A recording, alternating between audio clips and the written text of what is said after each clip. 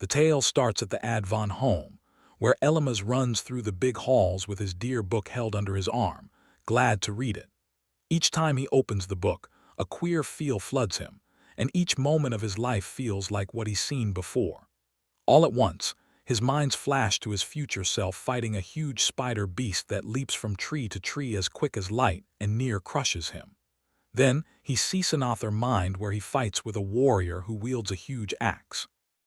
The man's might is vast as he bashes a big goblin boss with one swing and sends it into the near shrine. One more fighter in his minds is a blue-haired girl in a jester suit who calls down bolts with a mere wave of her rod.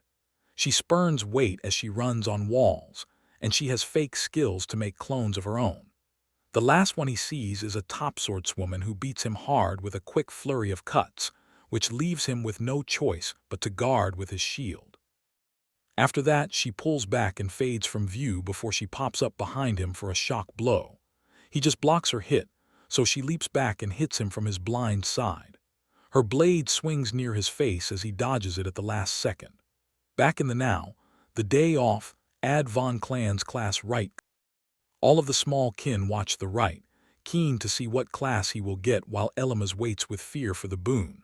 His dad tells him he has no cause to fear as the son of the Advan clan and bids him to put his trust in the god of swords.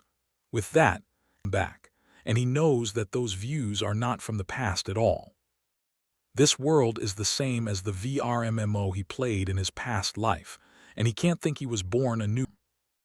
But unlike the other tank types, it is very not liked because leveling one is very slow and heavy knights deal no harm at the start.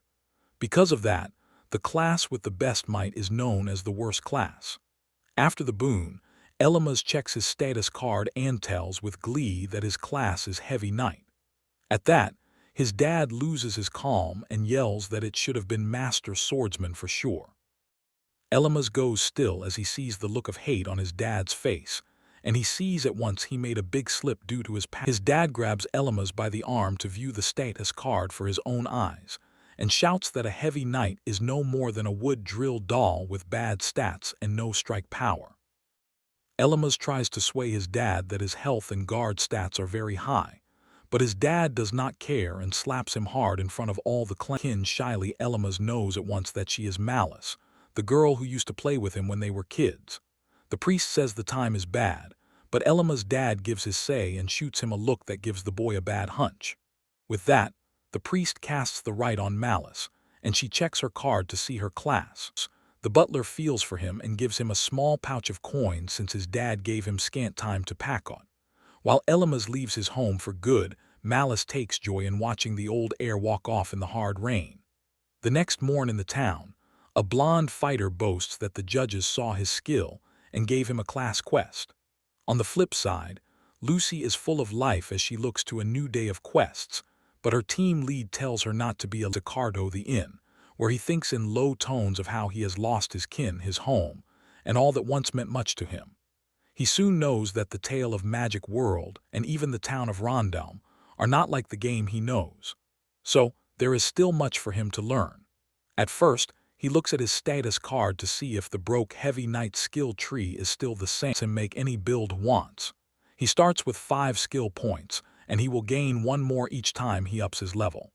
The heavy knight skill tree is split in 2, fixed class skills like Oath of the Heavy Knight, and free skills that he can pick. Heavy knights are mocked because their start skill seems weak, but Elymas knows the deep trick that makes it strong when used at the right time. He knows Defense Booster is a good base skill, and he could put points in the swordsman tree to make a strong fight build. But he picks to put all 5 of his start skill points into Oath of the Heavy Knight. A skill-up shine comes on him, and the system hails him for unlocking Rampart Reflection at level 2 and for gaining 10 guard points at level 5. With that, Elymas feels sure in his build and gets keen to grow. When he checks it, the beacon calls on Rampart Reflection.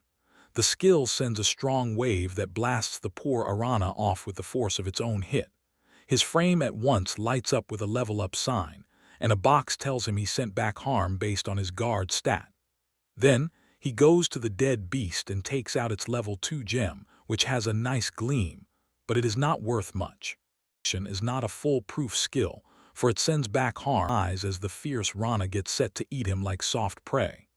But the heavy knight won't fall with no fight. The instant they hit his wall, each frog is thrown back just as he thought, for he knows the stats of each beast. His win was sure from the start, since he bought the his guard high that not 1,000 Rana can touch him.